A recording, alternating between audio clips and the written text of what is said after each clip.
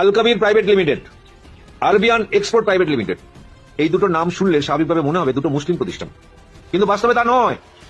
এই দুটোই হিন্দুদের প্রতিষ্ঠান। একজনের মালিক হচ্ছে সতীশ আগরওয়াল, আরেকজন হচ্ছে সুনীল কাপুর। দুজনই হিন্দু উচ্চবর্ণের মানুষ। কেন আরবিয়ান নাম দিলে এরা? কেন এইভাবে মুসলিমদের নাম ব্যবহার করলো? না, ঘোমটার নিচে খ্যামটার নাচ আছে। কেন কি এই দুজনের মালিক বিজেপির ভীষণ কাছের লোক। এরা বিজেপির ফান্ডে লক্ষ লক্ষ কোটি কোটি টাকা দেয়। কোথা থেকে দেয়? এরা কি করে? না, আমরা যে বলি গোমাতা, অমিত শাহ বলে গোমাতা, মোদী গোমাতাকে পুজো করে, এদিকে যোগী আদিত্যনাথ গোমাতা বলে বিরাট। সেই গোমাতাকে কেটে সে মাংস বিদেশি রপ্তানি করার জন্য এই দুটো ফার্ম তৈরি হয়েছে, বিজেপির মদতপুষ্ট ফার্ম। উত্তরপ্রদেশে যোগী আদিত্যনাথ রাজ্য থেকে প্রত্যেক দিন 50,000 গরু কাটা হয়, প্রত্যেক দিন। এবং ভারতবর্ষের টোটাল যে গরুর মাংস এক্সপোর্ট হয়, শুধু উত্তরপ্রদেশ থেকে তার 40%। মনে হয় না এসব যোগী টোগীর গা থেকে গেরুয়া বস্ত্রটা টেনে ছিঁড়ে ফেলি? মনে হয় না?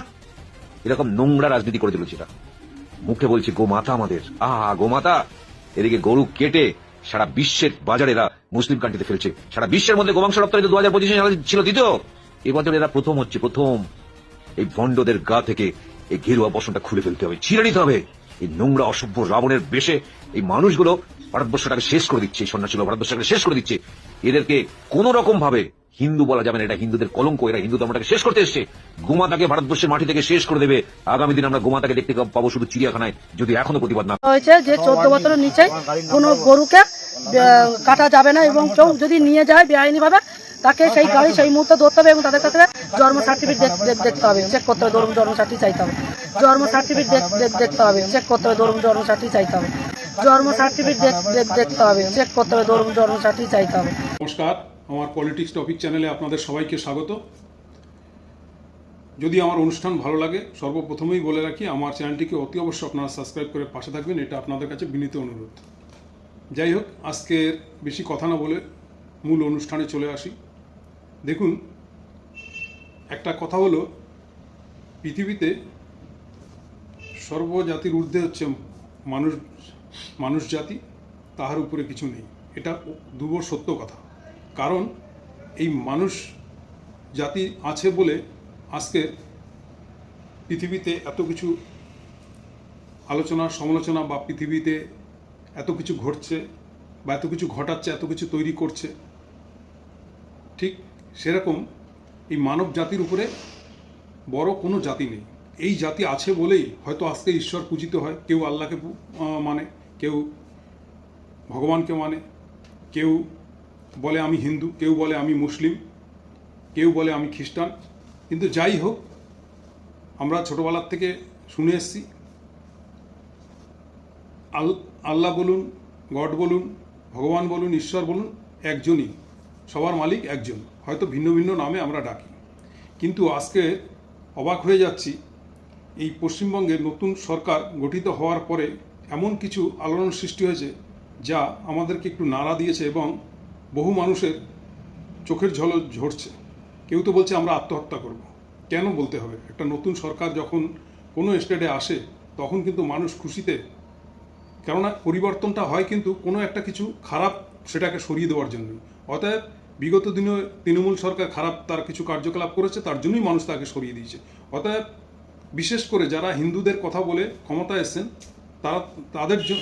তারা বিশেষ করে হিন্দু সম্প্রদায়ের মানুষ তো উল্লাস আনন্দেই থাকার কথা। সেখানে আমরা কিন্তু দেখতে পাচ্ছি যে না, তাদের চোখেরও অশ্রু ঝরছে। কারণ রেখা পাত্রর মতন 4 ক্লাস পাস যিনি, তিনি দিচ্ছেন গরুর জন্ম সার্টিফিকেট। ভাবতে পারেন এটাও সম্ভব? আজকেরই দেখা গেল রেখা পাত্র একটি বোঝাই করা গাড়িতে গরু নামিয়ে ছেড়ে দিলেন প্রশাসনকে সামনে রেখে। তার জন্য বহু মানুষ কান্নাকাটি করছে। কারণ ওই গরুগুলো নাকি ছোট, তাদের 14 বছর বয়স হয়নি, ওগুলো নাকি কুরবানিতে নিয়ে গিয়ে জবাই দেবে। এটাই হচ্ছে তার মূল বক্তব্য। আপনাকে কে বললো যে ওগুলো সব কুরবানিতে যাচ্ছে? বাছুর যেগুলো 2 মাস 4 মাস 6 মাস বয়স হয়, সেগুলো লালন পালন পোষণের জন্য মানুষ যারা গরুর ব্যবসা করে, হিন্দু ধর্মের লোকই, তারা কিনে মানুষ করে তারপরে একটা সময় হয়তো তারা বিক্রি করে। কারণ আপনি প্রান্তিক গ্রামের একজন মহিলা, আপনি বিশেষ করে ভালো করে জানেন, আপনিও এক সময় গরু, গোবর, ঘুটে এসবগুলো আপনিও করেছেন। আপনিও ছাগল চড়িয়েছেন, আপনিও গরু চড়িয়েছেন, এগুলো আমাদের জানা। আপনি যে এলাকায় বসবাস করেন, তাহলে আপনি বলতে একবারও বিবেকে বাধা দেয়নি? কেননা আপনার জীবনটা তো সেটেল হয়ে গেছে। আমি বলছি না এই কথা, আমার হিন্দু মা বোনেরাই তারা কান্নাকাটি করে বলছে যে ওনার জীবনটা তো সেটেল হয়ে গেছে, ওনার ছেলে মেয়ে এখন ভালো নামি দামি স্কুলে পড়বে, উনি গাড়িতে চড়বে, উনি সরকারি আবাসনে থাকবেন, উনি সেক্রেটারি নিয়ে ঘুরবেন, উনি বিশাল আকারে একটা মায়না পাবেন, উনি ফোন ব্যবহার করবে, তার জন্য মাস গেলে 5,000 টাকা পাবে। আমরা কি পাবো? আমাদের পরিবারটা কিভাবে চলবে? আমাদের সংসারটা কিভাবে চলবে? এ তো না যে সরকারটা অনেকদিন রান করেছে, আমাদের প্রতিটা ফ্যামিলি থেকে একটা করে চাকরি দিয়েছে, তা তো নয়। তাহলে উনি এই কাজটা কি করে করলেন? কারণ আমরা বন্ধন ব্যাংক থেকে গ্রামে যারা বসবাস করি তারা লক্ষ লক্ষ টাকা ঋণ নেই, সেই ঋণ নিয়ে মাসিক কিস্তি হারে দেয়। কীভাবে দেয়? এই গরুগুলোর মধ্যে যেগুলো বড় গরু, গাই গরু আছে, সেগুলোতে যখন বাচ্চা দেয় তাদের দুধ বিক্রয় করা, উটে গোবর বিক্রি করা, এটা হচ্ছে আমাদের ব্যবসা। এবং সেই গরুকে লালন পালন করতে গেলে প্রচুর টাকা তাদের খাদ্য খাবারের জন্য লাগে প্রতি মাসে, সেটা আমরা লোন নেই। এবং যে গরুটার দুধ হয় সেই দুধটা বাজারে পৌঁছে সেখান থেকে টাকা এনে অনেক মিষ্টির দোকানে দিয়ে তারপরে কিন্তু আজকে আমরা এইভাবে সংসার চালাই, এটাই আমাদের ব্যবসা। দেখুন আজকে যে বড় বড় মিষ্টির দোকানগুলো আছে, এরপরে কি আমুল দুধ দিয়ে মিষ্টি হবে? ভেবে দেখেছেন একবার? গরু যদি গোমাতা হয়, তাহলে আমাদের এই হিন্দু ধর্মের বাড়িঘরে যেসব মা বাবারা রয়েছে তারা কি? গরু যদি মাতা হয়ে যায়, তাহলে আমাদের যে জন্মদাত্রী মা, তিনি কে? তো এগুলো কথ্য কথায় মানায় গরু গোমাতা। এর আগেও দেখেছি অনেক বিজেপির সাংসদ বলেছে আপনার যদি বিপি হাই হয় তাহলে আপনি গরুর গায়ে হাত বোলাবেন, দেখবেন আপনার বিপি নর্মাল হয়ে যায়। কেউ প্রমাণ করাতে পারবে? আমি নিজে একজন বিপি হাই ব্যক্তি, গরুর গায়ে হাত বোলালেই কমে যাবে। আবার করোনাকালে দেখেছি দিলীপ ঘোষের মতন লোক বলেছেন গোমূত্র পান করলে করোনা সেরে যায়, কোনো হসপিটাল ভর্তি হতে হবে না, কারো কিছু হবে না। সেই দিলীপ ঘোষকেই যখন করোনাতে অ্যাটাক করেছিলেন তিনি মাল্টিকমপ্লেক্স হসপিটালে গিয়ে শুয়ে পড়েছেন এবং নামি দামি বেসরকারি নার্সিংহোমে গিয়ে তিনি চিকিৎসা করেছেন। কেন তিনি হসপিটালে ভর্তি হলেন? তিনি তো গোমূত্র পান করতে পারতেন। তাই মানুষকে বোকা বানানো, মানে হিন্দুর ভোট নিয়ে, হিন্দু ধর্মকে নিয়ে এই যে বোকা বানানো, এই রাজনীতি, এটা কি ঠিক হচ্ছে? মানুষ কি এতই বোকা? ভেবে দেখেছেন যেসব মানুষগুলো, প্রান্তিক মানুষগুলো, তাদের কিভাবে চলে? একটা গোয়াল ঘরে হয়তো 10টা গরু আছে, এই 10টা গরুর মধ্যে বাছুর আছে 2-3টে, আবার বড় গরু আছে, চাষের গরু আছে, মানছি। এবার প্রতি বছর যে বাচ্চা দেয় সেটা যে মেয়ে গরুই হবে এরকম তো কোনো কথা নাই, সেখানে ছেলে গরু হয়। তাহলে সেই গরুগুলো কি করবে? ছেড়ে দেবে, কোথায় যাবে? অন্যর খেতে খামারে ঢুকে খাবে, তাই কারো ধান নষ্ট করবে, কারো সবজি নষ্ট করবে, এভাবে তো চলা যায় না। তাহলে সেই গরুগুলোকে তারা কি করে? সারা বছর ধরে লালন পালন করে বড় করে তোলে। বড় করে তোলার পরে যে গরুগুলোর একটু বয়স বেশি হয় সেগুলো কুরবানি ঈদের সময় তারা বিক্রি করে দেয়। 5টা গরু বিক্রি করলে সে তখন 10 লাখ টাকা পায় মিনিমাম। সেই 10 লাখ টাকায় তার মাথার উপরে এই যে গরু বাছুর কিনেছেন এর যে একটা লোন চলে, এটা দিয়ে তিনি সেই লোন শোধ করা এবং তার পরিবারকে সচ্ছলভাবে চালানোর জন্য একটু সচ্ছলতা পায়। আজকের কি বলছেন? হঠাৎ করে 10 দিন পরে কুরবানি, এখন বলছেন কোনো কুরবানিতে গরু বিক্রি করা যাবে না। এইবারে দেখুন মুসলমান ভাইদের কাছে এটা খুব খারাপ লেগেছে, তাই তারা কি করলো যে না, এবার আমরা গরু কুরবানিই দেবো না, আমরা কোনো গরু কিনবো না। এই যখন বলে দিয়েছেন যে আমরা কোনো গরু কিনবো না, এবার যারা এই সারা বছর ধরে লালন পালন করে রেখে দিয়েছে গরুগুলোকে, এই সময় বিক্রি করবে, তাদের তো মাথায় হাত, কেননা তাদের ব্যাংক ঋণ আছে, প্রচুর টাকা লোন নেওয়া আছে, এমনি মানুষের থেকেও সুদে টাকা নিয়েছে যে এই তো আর 15 দিন পরেই বিক্রি হলে আমার সব সমস্যা মিটে যাবে। তো সরকার এদের কথা কিছু ভাবলো না, হঠাৎ করে বলে দিল 14 বছর বয়স না হলে গরুর বিক্রি করা যাবে না। আচ্ছা 14 বছর হলো যদি বিক্রি করে, সেই গরুটা হাঁটিয়ে নিয়ে কোনো মুসলিম এলাকায় যাবে কুরবানির জন্য, তারই বা কি গ্যারান্টি আছে? আপনারা যে মাঝপথে তা কেড়ে কুড়ে নিয়ে ছেড়ে দেবেন না, তার কি গ্যারান্টি আছে? তাহলে সে কেন কিনতে যাবে 2 লাখ টাকা দিয়ে গরু? দরকার নেই। মুসলমান এবার কিন্তু শিক্ষাটা দিচ্ছেন এই হিন্দুদের যে তোমরা আমাদের ধর্মীয় অনুষ্ঠানকে, এটাকে এমনভাবে একটা ধিক্কার জানাচ্ছ, এমন একটা নোংরা পর্যায়ে নিয়ে যাচ্ছ। ঠিক আছে, দিলাম না ভাই কুরবানি, এবার মরো তোমরা, আমরা মজা দেখব। কুরবানি কোনো ছাগল কিনে দিয়ে দেবো, তারা এটা। আর মুসলিম এলাকায় নিজেদেরও কিছু গরু টরু থাকে, সেগুলো দেবে, গোপন ডেরায় নিয়ে কেটে কুরবানি দেবে, কি আছে? না খেলে চলবে না এরকমের ব্যাপার না, বা কুরবানিতে দিতেই হবে, দেবে না অন্য কিছু দেবে। কিন্তু এই মানুষগুলোর কি হবে? এই সাধারণ যারা হিন্দু দেখবেন, যারা আজকের আন্দোলন করছে, যারা কান্নাকাটি করছে, তাদের তুলসী মালা গলায়। এরা তো হিন্দু, এরা তো দুহাত ভরে আপনাদেরকে ভোট দিয়েছে। আজকে তাদের মরণসজ্জায় পাঠিয়ে দেওয়ার ব্যবস্থা করে দিয়েছে সরকার, বলছে আমরা সব আত্মহত্যা করব। আমরা বাড়ির মহিলারা গোয়াল ঘরে খাটি, এই নিয়ে পরিশ্রম করি দিনরাত, এবং আমাদের এই বছরে এই টাইমটা একটা আশা ভরসা, এটা দিয়ে আমাদের পরিবার চলে। কিন্তু সরকার যা অবস্থা করেছেন, কোথায় পাবো সার্টিফিকেট? আচ্ছা বলুন তো, আজকের হঠাৎ করে রেখাপাত্র বলছে গরুর জন্ম সার্টিফিকেট দেখাতে হবে। যে গরুটার 12 বছর কি 5 বছর কি 7 বছর 3 বছর বয়স হয়েছে, তা আজ থেকে 3 বছর আগে কোন ডাক্তারখানায় কোন জায়গায় গিয়ে সার্টিফিকেট দেওয়া হচ্ছিল যে উনি সার্টিফিকেটটা দেখাতে পারবে? রেখাপাত্রর বাড়ির কোনো আত্মীয় স্বজন বা নিজের বাড়িতে যদি গরু থাকে, কারণ ওনার বাপের বাড়ি এলাকায় আছেন এবং ওনার শ্বশুর বাড়ি এলাকাতেও আছেন দেশের গ্রামে, সেখান থেকে কোনো একটা সার্টিফিকেট দেখাতে পারবেন যে তার একটা গরুর জন্ম সার্টিফিকেট আছে? তাহলে এগুলো অবান্তর কথাবার্তা। একজন কি আর বলবো, ওই 4 ক্লাস পাস করে ভাগ্যক্রমে এমএলএ হলে এই অবস্থাই হয়। তো যারা ভোট দিয়েছেন, যারা জিতিয়েছেন, তারাই বুঝবেন, তারাই উত্তর দেবেন। আমাদের শুধু এইসব ঘটনাগুলো তুলে ধরা, তাই আপনাদের সামনে তুলে ধরলাম, এবং আপনারা অবশ্যই কমেন্টের মাধ্যমে বলবেন আমি ভুল বললাম কি ঠিক বললাম। আজকের এই বলি প্রথা শুধু কিন্তু যে মুসলিমদেরই রয়েছে তা না, আমাদের তারাপীঠে গেলে দেখতে পাবেন বলি হচ্ছে প্রতিদিন প্রচুর পাঠা বলি হচ্ছে। যখনই পুজো থাকে, বিশেষ করে অমাবস্যায়, তখন সেটাও তো বলি, সেটাও তো অপরাধ। দোকানে খাসি কেটে ওপেন ঝুলিয়ে রাখবে। আমার হয়তো ভালো লাগছে, আমি হিন্দু ধর্মের হয়েও আমি খাসি খাই, আমার হয়তো ভালো লাগছে, অন্যের তো ভালো নাও লাগতে পারে, সেটাও তো জীব হত্যা।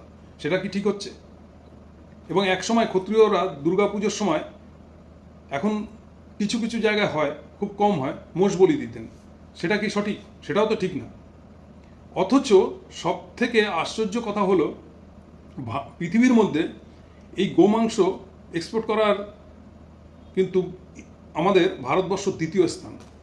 এবং এই যে গোমাংস বাইরের দেশে পাঠিয়ে ব্যবসাটা করছেন, তারা কারা? তারা কিন্তু কোনো মুসলিম সম্প্রদায়ের মানুষ না, তারা ব্রাহ্মণ ঘরের হিন্দু এবং বিশেষ করে মারোয়ারি গুজরাটিরা করছেন। কারণ সেখান থেকে গভর্নমেন্ট, এই বিজেপি গভর্নমেন্ট বিরাট একটা ট্যাক্স বলুন, ইলেকট্রাল বন্ড বলুন, সবটাই পায়। তাই সেই স্বার্থে আজকে এইটা যে করছে না, তার কি মানে আছে? কারণ দেখুন, একে একে সব ব্যবসায়ী তো আদানি আম্বানি সবাই হাতে তুলে দিচ্ছে, ছোট ছোট কুটির শিল্পগুলো বন্ধ হয়ে যাচ্ছে। আজকে যদি গরু এইভাবে সব ছেড়ে দেওয়া হয়, ধরে এইভাবে গোমাতা বলে প্রীত দেখিয়ে সব ছেড়ে দেওয়া হয়, তাহলে গরুর বাজারে কেনাবেচার দাম একেবারে পড়ে যাবে। এবং এই গরুগুলোকে ধরে নিয়ে যে সেই কসাইখানায় সরকার পক্ষ থেকে বা প্রশাসন থেকে দিয়ে দেবে না, তার কি গ্যারান্টি আছে? এবং সেই গরুগুলো যখন এক্সপোর্ট হবে, তাতে পুরোটাই মুনাফা আসবে, তার বিনিময়ে সরকার যে একটা বিশাল আকারে অ্যামাউন্ট পাবে না, তার কি গ্যারান্টি আছে? এই গ্যারান্টিটা কোথা থেকে দেবে? কারণ যারা এটা বলতে পারে, গরুর জন্ম সার্টিফিকেট দেখাতে পারবে, তারা সব পারে। কোথার থেকে দেখাবে গরুর জন্ম সার্টিফিকেট? দেখুন, ভালো কাজের জন্য বাহবা অবশ্যই। নতুন সরকার আসার পরে আমরা নতুন করে শুভেচ্ছা অবশ্যই জানিয়েছি এবং পাশে থাকব। ভালো কাজকে সবসময় ভালো বলে তার প্রশংসা করব, এটাই তো আমরা স্বপ্ন দেখে এসেছি। দেশের যুব সমাজ চাকরি পাবে, রাজ্যটা ডেভেলপ হবে, সোনার বাংলা হবে, আমরা তো সেই আশায় রয়েছি। আমরা তো এইসব আশায় নেই কে গরু খাবে, কে মাছ খাবে, কে ডাল খাবে। এই ভোটের আগে যখন অনেকেই বিজেপি নেতা নিদান দিচ্ছিল যে মাছ খাওয়া চলবে না, তখন কি করলো বিজেপি নেতারা? মাছ ভোটের প্রচারে করে বেরোলো। আবার দিলীপ ঘোষকে দেখছি এখন জাল ফেলে মাছ ধরছে। কিন্তু এটা আবার দেখছি নতুন করে যে কোথাও গোহত্যা চলবে না এবং তাদের জন্ম সার্টিফিকেট দেখাতে হবে 14 বছর বয়স। আরে 14 বছর অনেক গরু বাঁচেই না, অনেক গরু আছে যে 14 বছর বাঁচেই না। আর যখন গো মাতাই কোনো মা বয়স হয়ে গেলে আমরা তো তাকে হত্যা করি না, তাহলে 14 বছর হলে পরে কেন তাকে হত্যা করব? এটাও তো আমরা বলবো। তার মানে কোনো কথার সাথে কোনো কথার কিন্তু মিল নেই। এমনিতেই প্রতিটা রাজ্যের ক্ষেত্রেই দেখেছি, যা এরা মুখে বলে কার্যক্ষেত্রে অন্যরকম। এখানেও শুরুতেই তাই। আজকের বহুত হকার অনেক জায়গায় ভাঙচুর হয়েছে, ছোটোখাটো দোকান যেগুলো ফুটপাতে তৈরি ছিল ভেঙে দিয়েছে, বুলডোজার অলরেডি চলতে শুরু করে দিয়েছে। তাতে কি হয়েছে? মানুষ কর্মহীন হয়েছে, মানুষ কি লাভবান হয়েছে? হ্যাঁ, যাদের ফ্ল্যাটবাসী চাকরিবাসী তাদের হয়তো লাভবান হয়েছে, তাদের হয়তো জ্যামজটটা কম হবে, তাদের কাছে হয়তো ভালো লেগেছে। কিন্তু অতি সাধারণ যারা ওই করে পরিবার চালায়, তাদের অবস্থা ভেবেছেন? তাদের তো আপনি কোনো উপার্জন দিতে পারেননি বা কোনো পুনর্বাসনও দিতে পারেননি যে এই দোকানটা অমুক জায়গায় নিয়ে লাগাও, সেটাও দিতে পারেননি। কিন্তু বুলডোজার চালিয়ে দিয়ে ভেঙে দেওয়া হয়েছে। এটা তো কোনো সরকারের সুব্যবস্থা মনে হয় না। কেননা আপনি কারো খাবার কেড়ে নিয়ে কাউকে ভালো থাকতে দিচ্ছেন, আর যার খাবার কেড়ে নিলেন সে খিদেই মরবে, তার পেটে জ্বালা হয়ে সে বাবারে মারে করে চিৎকার করবে। এটা তো ঠিক না। তাহলে আমরা কি দেখতে পেলাম? এবং সবথেকে বড় কথা, যে সরকারের সাহায্যে বিফ এক্সপোর্ট হচ্ছে তখন কোনো বাধা নেই, তখন কোন সাইজের গরুটা ওখানে হত্যা হচ্ছে সেটা ছেলে গরু কি মেয়ে গরু, তার জন্ম সার্টিফিকেট আছে কি নেই সেটা নিয়ে এদের কোনো চিন্তা নেই। কিন্তু সাধারণ যারা, বিশেষ করে এই গরুগুলো হিন্দু ধর্মের, কারা এই গরুর ব্যবসা জানেন? যাদেরকে বলা হয় খাস বাংলায় গোয়ালা ঘোষ। আর এটা আমি আমার ছোটবেলার থেকে দেখে এসেছি, এই গোয়ালা ঘোষদের ম্যাক্সিমাম গোয়ালা ঘোষদেরই ব্যবসা হচ্ছে এই গরুর উপরে। এবার সেই ব্যবসায় যদি এরকম নিষেধাজ্ঞা হয় এবং যদি কোনো দেনার চাপে কেউ আত্মহত্যা করে, সুইসাইড করে, তার দায়টা কে নেবে? তার দায়টা কে নেবে? ভাবা যায় কি হচ্ছে? এইরকম তো আমরা আশা করিনি। আজকে রেখা পাত্রর মতন একজন প্রান্তিক মহিলা, গ্রাম্য মহিলা, এমএলএ হয়ে তিনি এই নিদান দিচ্ছেন যে গরুর জন্ম সার্টিফিকেট দিতে হবে। আচ্ছা, গরুর জন্ম সার্টিফিকেটটা কে দেবে? কে দেবে? কার কাছে ছিল এতদিন, বা কে এতদিন ধরে দিয়ে এসছে? আজকে এক সপ্তাহের মধ্যে যে গরুটার বয়স হয়ে গেছে 12 বছর, তারই বা কে সার্টিফিকেট দেবে? আর যে গরুটার 12 দিন বয়স, তারই বা কে সার্টিফিকেট দেবে? তার মানে একটা বলতে মুখে আসলো আর বলে দিলাম, এটা তো সরকারের কাজ না। সরকারের কিছু নিয়ম নীতি হয়, নীতির উপরে নির্ভরশীল হয় একটা সরকার। কোন নীতি আমরা তো বুঝতে পারছি না, এবং এটা খুব খারাপ পজিশনে যাচ্ছে। মাইক বাজানো, মসজিদ দিয়ে মাইক নামিয়ে দিয়েছেন, ভালো কথা, শব্দ দূষণটা কম হবে, সেটাও ভালো কথা। কিন্তু আমাদের হিন্দু ধর্মে পাড়ায় পাড়ায় কীর্তন হয়, হরিনাম হয়, 7 দিন 5 দিন 3 দিন ধরে অনবরত চলতে থাকে, 24 ঘন্টাই বাজতে থাকে সারা পাড়া জুড়ে। সেটার কি হবে এরপরে? এবং এই যে আমাদের দুর্গা উৎসব, প্রধান বাঙালির উৎসব, 5-7 দিন ধরে, বিশেষ করে মহলার পর থেকেই মাইক বাজতে শুরু করে দেয় পাড়ায় পাড়ায়, সেটার কি হবে তখন? তাই এই বিভাজন তো আমরা চাইনি, আমরা একটা সুস্থ সমাজ চেয়েছি। আপামর বাঙালি বলুন এবং সর্বজাতি যারা পশ্চিমবঙ্গে বসবাস করে, তারা চেয়েছে এমন একটা মেলবন্ধন করে এই সরকার নতুন কিছু আমাদেরকে দেবে যেটা দেখে আমরা স্যালুট করবো এই সরকারকে এবং এই সরকারের গুণগান গাইব। কিন্তু আমরা দেখলাম কি, তার পুরো উল্টোটা। এবার যাই হোক, আমরা এখন থেকে খোঁজার চেষ্টা করব গরুর সার্টিফিকেটটা কিভাবে দেবে, কে দেবে। এমনিতে এই 12 বছর ধরে শুধু মানুষকে কাগজ নিয়েই দৌড় করিয়েছে, নিজের জন্ম সার্টিফিকেট নিয়ে মানুষ দৌড়িয়েছে, এই নিয়ে দৌড়িয়েছে, ওই নিয়ে দৌড়িয়েছে, কেউ নাগরিকত্ব নিয়ে দৌড়িয়েছে, কেউ আধার কার্ডের লিঙ্ক নিয়ে দৌড়িয়েছে, কেউ অমুক লিঙ্ক নিয়ে দৌড়িয়েছে। এবার গরুর জন্ম সার্টিফিকেটের জন্য দৌড়াদৌড়ি করবে। একটা জিনিস খুব ভালো এই সরকারের, যে মানুষকে সাইবার ক্রাইমে মোটামুটি লেগেই থাকতে হবে, কিছু না কিছু 1 মাস পর 2 মাস পর একটা নতুন করে নিদান দেবে, যার জন্য সেই কাগজটা তৈরি করতে হবে। কাগজ ছাড়া কোনো কথা হবে না, সব কিছুতে কাগজ। এরপরে মানে কে কার ভাই, তারও একটা সার্টিফিকেট লাগবে। আমার মায়ের, আমার সাথে সার্টিফিকেট থাকতে হবে যে মায়ের ছেলে আমি, উনি আমার বাবা, উনি আমার কাকা, উনি আমার জ্যাঠা, উনি আমার পিসেমশাই, আমি হিন্দু কিনা তার সার্টিফিকেট লাগবে। মানে সব কিছুতেই একটা সার্টিফিকেট থাকবে। যাই হোক, আপনারা শুনলেন এই কথাগুলো, আপনাদের সামনে তুলে ধরলাম। আপনাদের কেমন লাগলো এবং যেটা হচ্ছে সেটা কতটা ঠিক লাগছে, কতটা ভুল লাগছে, আপনারাই কমেন্টে জানাবেন। আমি বলছি না, একবারও সমর্থন করি না যে ওপেন কোনো রাস্তার ধারে গোমাংস বিক্রি হবে, কেটে ঝুলিয়ে রাখবে, ওপেন গোহত্যা হবে, একদমই না, একদমই পছন্দ করি না। মন থেকে মানে আমার কাছে কি বলবো, ঘৃণাযুক্তই মনে হয়। এটা সঠিক না, কারণ একটা অত বড় পশু। কিন্তু সব কিছুরই একটা সিস্টেম হয়ে যাচ্ছে। বন্ধ যদি করতে হয় তাহলে টোটালটাই বন্ধ করতে হবে, সবাইকে শাকাহারি বানিয়ে দিতে হবে, সবাই নিরামিষ খাবে, কি হিন্দু কি মুসলিম সবার জন্য। কিন্তু খাসিটা দোকানে ওপেন ওইভাবে ঝুলবে, তবু তো বলছে, কোনো মুসলিম বলেনি যে আমরা ওপেন দোকান করব, ঘেরা জায়গার মধ্যেই করব, আমরা ওপেন রাখবো না। কিন্তু খাসি কিন্তু কেউ বলেনি যে কেন ওপেন বিক্রি হয়, তাতেও কোনো আপত্তি নেই। তা বুঝতে হবে, মানুষের সমস্যা বুঝতে হবে। সরকার কিন্তু হুইপ জারি করার জন্যই না, সরকারকে সমাধান করার জন্য এবং যে কোনো জিনিস সুস্থ সমাজ তৈরি করার জন্যই, যে কোনো জিনিসের উপরেই একটা সুস্থ সমাজ তৈরি করার জন্যই সরকার। সেই সুস্থতার মধ্যে যদি এরকম অসুস্থতা হয়ে দাঁড়ায়, তাহলে তো জীবনযাপন করা বিরাট কষ্ট। কালকের হয়তো এমন কিছু জারি হবে যা আমাদের পক্ষে খুব ভারী হয়ে দাঁড়াবে। আবার ওদিকে যোগী আদিত্যনাথ বলছে বাড়িতে লাইট সেরকম জ্বালাবেন না, কোনো একটা ঘরে জ্বালাবেন, বাইরের লাইট জ্বালাবেন না। এই গরমের মধ্যে বলছে পাখা চালাবেন না, কুলার চালাবেন না, এসি চালাবেন না। মোদিজি বলছে 1 বছর সোনা কিনবেন না, সোনার দোকানের দিকে ঘুরেও তাকাবেন না। মানে মানুষ তো লাট্টুর মতন ঘুরছে যে কোনটা করব আর কোনটা করব না। নিজের জীবনযাপনের জন্য লড়াই করব, নিত্য যারা সাধারণ মানুষ তাদের প্রতিনিয়ত জীবনের বেঁচে থাকার যে লড়াই, সেই লড়াইটা করবে মানুষ। ছেলে মেয়ের দিকে ধ্যান দেবে না, পরিবারের দিকে ধ্যান দেবে না, কর্মের দিকে ধ্যান দেবে না, ধর্মের দিকে ধ্যান দেবে।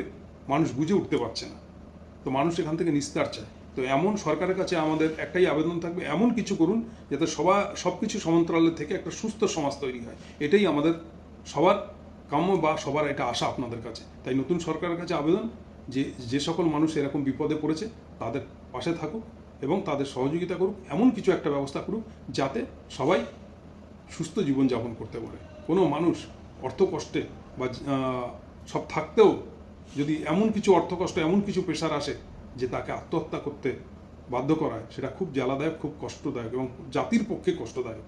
তাই নতুন সরকারের কাছে আবেদন যে একটু ভেবে দেখবেন। আশা করি অবশ্যই এর কোনো নতুন করে সমাধান করবেন, এটা বিশ্বাস আমাদের। যাই হোক, আর আপনাদের কাছেও বলি, এই যে আমি অনুষ্ঠানটি করলাম আপনাদের কেমন লাগলো, আমি সঠিক বললাম কি ভুল বললাম, কারণ আমি একজন সনাতনী ঘরের ছেলে এবং সনাতন ধর্মই আমার মূল ধর্ম এবং সেই ধর্মকেই আমি সম্মান করি। অপরের ধর্মকেও সম্মান করি, হয়তো সেটা আমরা ধর্ম হিসাবে মানি না, তার নিয়ম নিতে মানি না। আমি তো সনাতন ধর্মটাকে মানি, কিন্তু সনাতন ধর্মতেও কিন্তু অনেক কিছু রয়েছে। এই রামচন্দ্র যখন বনবাসে ছিলেন তখন হরিণ শিকার করতেন, এ নিয়েও অনেক কথা হয়েছে। সেসব বিতর্কে যেতে চাই না। আজকের বর্তমান সমাজের ডিজিটাল যুগে যেটা সমস্যা, সেটার সমাধানই সরকারের থেকে আশা করব। জয় হিন্দ, বন্দে মাতরম। আজকের ভিডিওটা এখানেই শেষ করলাম।